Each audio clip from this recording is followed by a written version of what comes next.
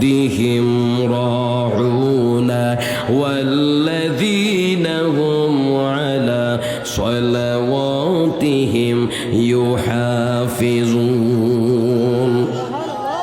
পাঁচ নম্বরে সফল মুমিন বান্দারা আমানতের রক্ষা করে ওয়াদা দিলে ওয়াদাকে পূরণ করে।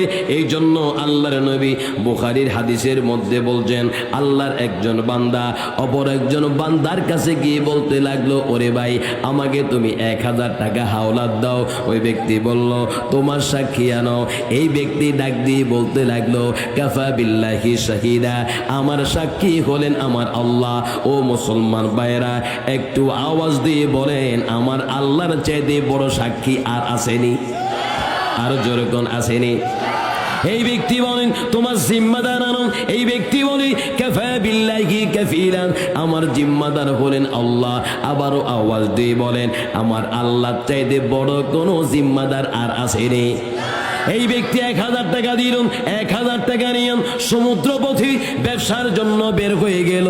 সঠিক সময় টাকাটাকে তার কাছে পৌঁছাই দিবে বলে ওয়াদা করেছে। টাকাটাকে যখন দেওয়ার সময় হলো, সমুদ্রে কিনারে আসার জন্য যখন প্রস্তুতি নিয়েছিল, কিন্তু কোনো যানবাহন পাইল না, কোনো নৌকা পাইল না, যানবাহন পাইল না। চিন্তা করতে লাগলো, ও রব্বুল আলামিন, তোমার বান্দার সাথে আমি ওয়াদা দিয়েছিলাম, সঠিক সময় ওয়াদা মতো তার টাকাটাকে পৌঁছাই দেব, কিন্তু আল্লাহ রে, আমি তো তোমার বান্দার কাছে যানবাহনের কারণে যেতে পারতেছি না, আমি এখন কি করব? হঠাৎ করে তার মাথার মধ্যে একটা বিষয় চলে আসলো। চোখটা একদিকে তাকালাম, একটা বড় গাছের টুকরা তার চোখের মধ্যে, নজরের মধ্যে চলে আসলো। ওই গাছের টুকরাটাকে নিয়ে ওটাকে ছিদ্র করে তার মধ্যে 1000 টাকাকে প্রবেশ করাই দিয়া সেখানে একটা চিঠি লিখে প্রবেশ করাই দিল। সমুদ্রের কাছে এসে আল্লাহকে ডাক দিয়ে বলল, ও রব্বুল আলামিন, তোমার বান্দা আমার কাছে সাক্ষী চাইল। আমি বললাম, কাফা বিল্লাহি শাহিদান, আমার সাক্ষী হলো আল্লাহ। ওরে আল্লাহ, তোমার বান্দা আমার কাছে জিম্মাদার চাইলো। আমি বললাম, কাফা বিল্লাহি কাফিলা, তুমি হচ্ছ আমার জিম্মাদার। আল্লাহর আমার দায়িত্ব হলো এই গাছের টুকরা খানাকে সমুদ্রের পানির মধ্যে নিক্ষেপ করে দেওয়া, আর তুমি আল্লাহর দায়িত্ব হলো এই গাছের টুকরাটাকে তোমার অমুক বান্দার কাছে পৌঁছাই দেওয়া। জোরে বলুন সুবহানাল্লাহ। অপর দিক দিয়ে ওই লোকটা সমুদ্রে কাঁদে আসলো টাকাগুলোকে নেওয়ার জন্য, কিন্তু লোকটাকে যখন পাইল না, হঠাৎ করে বড় একটা গাছের টুকরার দিকে নজর গেল। যে চিন্তা সেই গাছ। লোকটাকে যখন পাইলাম না, গাছের টুকরাটাকে বাড়ির মধ্যে নিয়ে যায়, এটাকে টুকরো টুকরো করে আমি আমার জ্বালানির কাজের মধ্যে ব্যবহার করতে পারবো। যে চিন্তা সেই গাছ বাড়ির মধ্যে নিয়ে গেল। গাছটাকে 2 টুকরা করার পরে সেখান থেকে 1000 টাকা বের হয়ে আসলো। সুবহানাল্লাহ বলেন। 1000 টাকা বের হয়ে আসলো। ওই ব্যক্তির চিঠি খানাও সেখান থেকে বের হয়ে আসলো। মনে মনে আল্লাহ শুকরিয়া আদায় করলো। অপর দিক দিয়া ওই লোকটা বাড়ির মধ্যে আসলো, আবারও 1000 টাকা নিয়ে চোখের পানি ছেড়ে ছেড়ে কান্না করতে লাগলো, বাইরে ভাই, আমি তোমার ওয়াদা মতো কাজ করতে পারি নাই, বাইরে কোনো যানবাহন পাইলাম না, তুমি আমাকে ক্ষমা করে দাও, এই নাও তোমার 1000 টাকা। ওই লোকটাও কেঁদে দিল, বাইরে তোমাকে আর কোনো টাকা দিতে হবে না, তুমি যে গাছের টুকরার ভিতর করে আমার জন্য যেই টাকাগুলোকে পাঠিয়েছো, আমার আল্লাহ তোমার প্রতি খুশি হইয়া ও গাছের টুকরা খানাকে আমার কাছে পৌঁছাই দিয়েছে। জোরে বলুন সুবহানাল্লাহ। আর একটু জোরে বলুন সুবহানাল্লাহ। তুমি মেটাও সকল চাওয়া, দুদিন আগে পরে তোমার কাছে সকল পাওয়া, সবই তোমার তরে, তোমার পথে চললে পরে আসবে যে সুদিন, তোমার দয়ায় পূর্ণ আমার সারা নিশিদিন, তোমার দয়ায় পূর্ণ আমার সারা নিশি।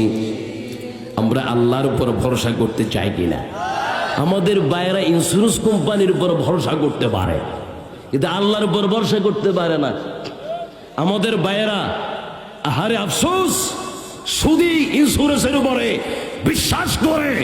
আর বর্তমান সমাজের মধ্যে এই সুদখোরদের দাম বেশি হয়ে গেছে। কথা বলো না কেন, ঠিক কিনা? আজকে মসজিদের সভাপতি সুদখোর, মসজিদের সেক্রেটারি সুদখোর, মাদ্রাসার সভাপতি সুদখোর, মাদ্রাসা সেক্রেটারি সুদখোর। ও মুসলমান, যেই ব্যক্তি সুদ খায় সে কি মসজিদের সভাপতি হতে পারে, মাদ্রাসার সভাপতি হতে পারে? কিন্তু আপনাদেরকে তো 10,000 টাকা মারে দিলে সভাপতি বানাই দেন। কথা বলো না কেন, ঠিক কিনা? আবার এরা 5 ওয়াক্ত নামাজও পড়ে। আজান দিলে সবার আগে মসজিদেতে যায়, মসজিদ থেকে বাহির হইয়া সুদের টাকা খায়। নামাজে হইল না রে তোর, নামাজের লইলি না খবর, নামাজে হইল না রে তোর, নামাজের লই। তুই ধরলি নামাজ, পড়লি নামাজে সারা জীবনে বর, নামাজে হইল না রে তোর, নামাজের লইলি না খবর। কথা কম ঠিক? আসরের নামাজ পড়ে সুন্দর করে সেজে সোজা আতর লাগাইয়া সুদের টাকা কালেকশন করার জন্য বাইরে হয়, তাহলে বুঝতে হবে এই ব্যক্তির নামাজ আল্লাহর দরবার মধ্যে কবুল হয় নাই। কারণ তার নামাজ যদি আল্লাহ কবুল করত, তার নামাজ যদি সহি শুদ্ধ হতো, সে কি সুদ খাইতো? আবার অনেকজন এটারে হালাল করে কেমনে জানেন? তা আমি তো সুদ খাই না, আমি খাই মুনাফা। কোনাফা, কোনাফা খায়, মুনাফা। আরো জোরে করে কোনাফা। আমি সুদ খাই না, মুনাফা খাই।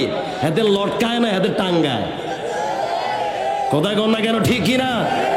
লটকানি আর টাঙ্গানি দুইটা তো একই বিষয়। কথা বলেন ঠিক কিনা? সুতরাং যে ব্যক্তি সুদ খাবে সে কি মসজিদের কমিটি হওয়ার যোগ্যতা রাখে? আরো জোরে গোনা রাখে?